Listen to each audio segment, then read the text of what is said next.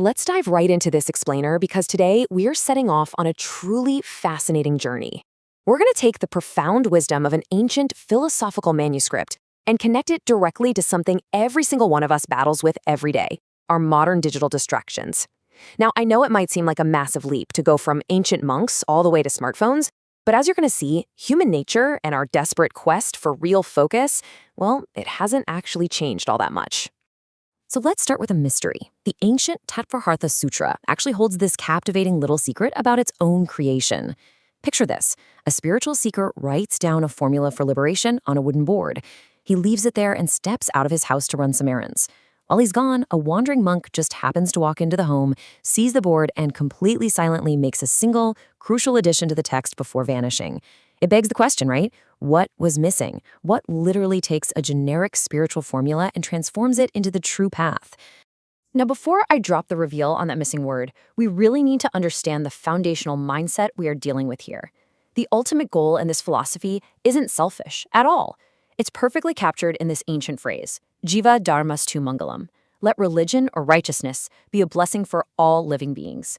We're not talking about just one group or even just humanity, but literally every single soul.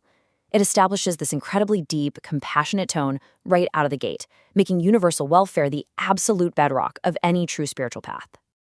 Okay, so what was that game-changing word the monk added? It was a single prefix, samyak, which translates to right or rational. See, the original text just listed belief, knowledge, and conduct. But the wandering monk realized something vital. Belief and knowledge can actually be entirely false or totally misguided.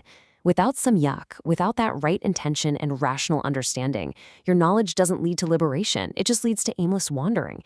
Adding that one single word completely transformed a layman's everyday philosophy into a robust, bulletproof guide for life. To really grasp how crucial this right knowledge is, let's look at a piece of history that plays out like an ancient spy thriller. It's the story of two brilliant brothers, Akalanka and Nikalanka. To protect their fate's philosophy, these two actually went undercover at a rival philosophical university just to study its flaws. It was incredibly dangerous. At one point, the school suspected they had undercover Jain students hiding among them, so they devised a brutal test. Step over a sacred idol. The logic was that a devout Jain could never do that. But the brothers brilliantly passed the test by secretly placing a tiny thread over the idol and mentally stepping over the thread rather than the sacred image itself. Talk about thinking on your feet. But cover stories only last so long. Eventually, the school initiated a midnight raid. They created a simulated earthquake by hurling metal pots and pans off the roof in the dead of night. Waking up in an absolute panic, the students naturally reflexively chanted their deepest mantras. While the other students shouted local prayers, the brothers instinctively started chanting their own ancient Jain mantras. Just like that, their cover was blown. Facing literal execution the next morning, they managed a desperate, wild escape into the night, with armed guards hot on their trail. As the guards closed in, the brothers had to make a horrific, totally logic-based choice. Who was better equipped to preserve the scriptures? Well, Akalanka could memorize a text after reading it just once. Nikalanka needed to read it twice. So the slower-learning brother, Nikalanka, made the ultimate sacrifice. He ran out into the open alongside a local washerman, deliberately drawing the guard's attention, while Akalanka hid himself safely in a lotus pond.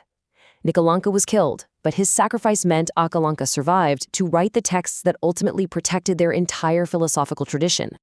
Now, take a second and contrast that intense life-or-death dedication with, well, us. It builds a stark, honestly kind of uncomfortable contrast. We just talked about ancient scholars sacrificing their very lives for spiritual knowledge. Today, we sit in places of worship or at the dinner table with our own families, and we can't even stop scrolling on our phones.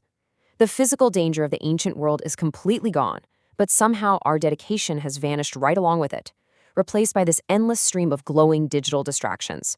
Think of your brain exactly like your smartphone storage drive. Right now, for most of us, it is packed to the brim with mental junk. We perfectly remember 10-year-old grudges, the exact look on someone's face when they insulted us, or, get this, exactly how much money someone put in a wedding envelope. Because we refuse to hit delete on this completely useless junk, our mental storage is just totally full. So when we actually try to download valuable thoughts, things like spiritual knowledge, deep compassion, or genuine focus, there's literally no room left on the drive. And it all really boils down to the number one. It's actually kind of funny in a dark way. We are absolute geniuses when it comes to negative stuff. It takes exactly one time for us to permanently memorize an insult or a perceived slight. One time. Yet when it comes to profound teachings or acquiring that right knowledge we talked about, we have to hear it dozens of times and we still forget it the second we walk out the door. We absolutely have the capacity for instant memory. We are just applying it to all the wrong data. But listen, this constant distraction, it comes with a massive invisible cost.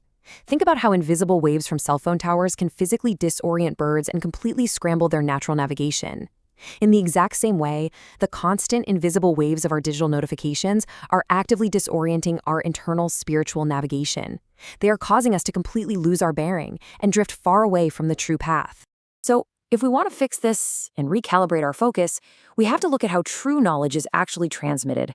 Hint, it's not through loud, endless YouTube videos or massive group text threads. According to the ancient texts, sometimes the absolute most profound teaching requires absolutely 0 words. The texts say, without speaking, the conduct of a monk itself is the teaching. In these traditions, quietly observing someone who is truly living a disciplined, focused life leaves a vastly bigger impact than 1,000 hours of nonstop lecturing. Because true teachers actually walked the walk. Take this great story of a highly respected acharya, a spiritual leader. One day, a follower who had renounced eating peas proudly tried to serve the acharya a meal without them. But the acharya gracefully refused the offering. Why? Because that exact same morning, through his own completely independent deep meditation, the acharya had already renounced peas himself. He wasn't just barking instructions at his followers. His own actions and internal discipline were always steps ahead of what he was preaching. But here's the thing, and this brings the whole shebang together. You can have the iron discipline of a monk, and you can lock your phone in a drawer forever, but it means absolutely nothing without karuna, which is also known as anukampa. We're talking about deep, genuine compassion here. It's the ability to literally feel the pain of others and earnestly desire universal welfare, or lok kalyan. The message is crystal clear. Without this profound underlying empathy, any religious ritual, any strict fasting, or any amount of scriptural reading is just totally empty. And that brings us right back to the ultimate trinity for liberation. When you combine that universal compassion with a specific word the mysterious monk wrote on the board, you get this incredible trio, samyak darshan, which is right belief, samyak gyan, meaning right knowledge, and samyak charitra, meaning right conduct. It's not enough to just know things. You have to believe rationally, learn deliberately, and act compassionately. It's like a 3-legged stool. They cannot exist in isolation. They have to function in total unity to actually guide you forward.